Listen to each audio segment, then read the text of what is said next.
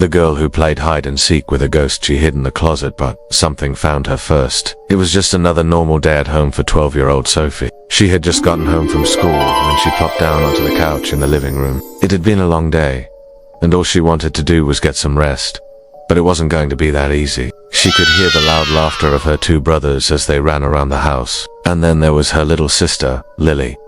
The poor girl had been sick for days and was just laying in her bed crying. Sophie's mum, Laura, was busy taking care of her youngest daughter, and her dad was out on a business trip. So Sophie decided to play a little game to pass the time, hide and seek. She got up from the couch and went into her room to hide. She hid under her bed for a while until she heard her dad's car pull into the driveway. That would be a perfect chance to sneak out of the house and run away from home.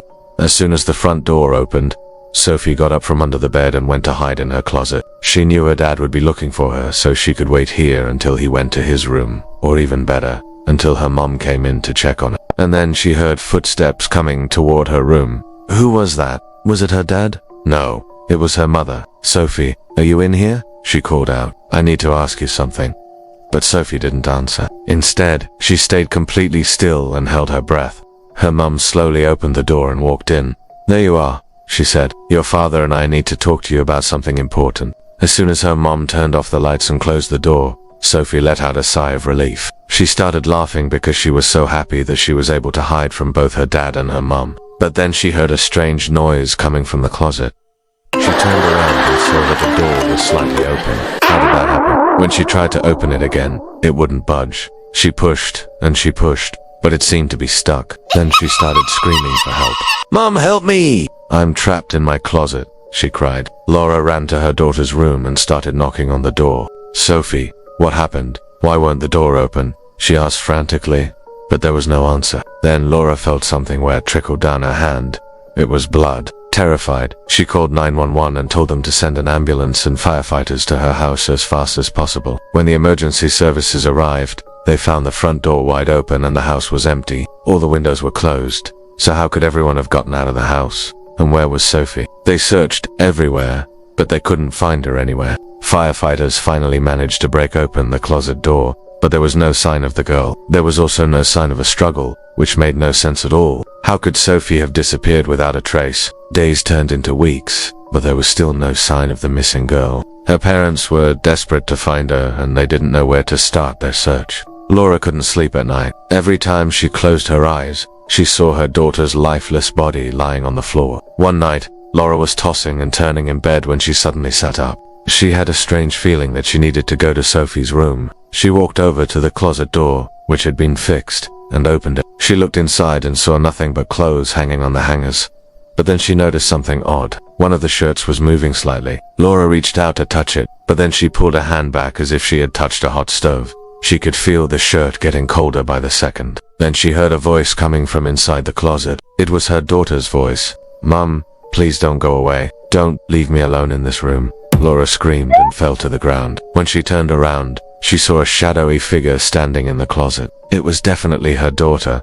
But how was that possible? She had vanished without a trace. Laura got up from the ground and cautiously approached the closet. Sophie, is that really you? Where have you been all this time? She asked. But instead of answering, the ghost of the girl stepped out of the closet and walked toward her mother. Laura fell to her knees and hugged her daughter tightly. Oh, Sophie, I thought I'd never see you again, she whispered. But how is this possible? How can you be a ghost? Sophie shook her head and pointed to the closet. There's someone else in there. Mom, please help me get rid of him, she said. Laura followed her daughter's gaze and saw another shadowy figure standing in the closet. This one didn't look friendly, Laura asked. The ghost stepped out of the closet and revealed himself. It was a tall, thin man with sharp claws and a big grin. He lunged toward Laura and she screamed. Then she woke up. She was sitting in her bed with her husband by her side. Did you have another nightmare, honey? Her husband asked. I keep having these horrible dreams about our daughter's ghost, Laura said. And every time I dream about her, that creepy man appears to. I feel like he's trying to tell us something. Her husband nodded. We should ask the police to take another look at the case, he said. Maybe they can find some new evidence. Laura agreed. She couldn't bear the thought of her daughter being dead, even if she was only 12 years old. She knew that her little girl was strong-willed and smart. She wouldn't have just run away from home. And then there was that creepy man who appeared in Laura's dreams. Who was he and why was he after her daughter? A few days later, the police were back in the house searching for clues. They had brought in a special team of investigators to look into the case again. They interviewed Laura and her husband and went through all the evidence they had gathered so far. But they still had no leads. "I'm sorry, ma'am, but we're not making much progress," one of the investigators said to Laura. "We understand this must be very difficult for you, but we need to focus on the facts. There is no evidence that your daughter is still alive," he said gently. Laura knew the police were right, but she couldn't give up hope. She had a feeling that her daughter was still out there somewhere. Suddenly, one of the investigators gasped. He had been examining the closet door when he heard a strange noise. "What was that?" he asked. Everyone listened intently, but they couldn't hear anything. The investigator took a closer look at the closet door and noticed a small hole in the wood. "This wasn't here before," he said. Laura nodded. "That's right. I had that hole fixed after the firefighters broke down the door," she replied. The investigator put his ear to the hole and listened. "I think I can hear something," he whispered. He grabbed a screwdriver and started prying open the wall. Soon, he had made a small opening. Laura leaned in and saw a set of stairs leading down into a dark hole. "Is that a tunnel?" she asked. The investigator nodded. "It looks like it. I'm going to send someone down there to see what they can find," he said. A few minutes later, the investigator came back up the stairs. "I found something," he said, holding up a flashlight. He had found Sophie's phone at the end of the tunnel. "We might actually have a lead in this case," he said, smiling. Laura couldn't believe her ears. Maybe her daughter really was still alive. The police followed the tunnel and eventually found a basement. And in the basement, they found Sophie. She was tied up and gagged, but she was alive. The police freed her and took her back home. When Laura saw her daughter, she immediately hugged her tightly. "Oh, Sophie, I was so worried about you," she said. "Where have you been all this time? Who kept you here?" Sophie looked up at her mom and shook her head. "I'm sorry, Mom. I should have told you where I was going," she said. But Laura knew that wasn't true. Her daughter wouldn't have been able to hide from the police for so long if she hadn't had help. And that meant there was someone else involved in this. Someone dangerous. As it turned out, Sophie had been kidnapped by a stranger while she was hiding in her closet. He had used a secret passageway to get into her house and had taken her away in his van.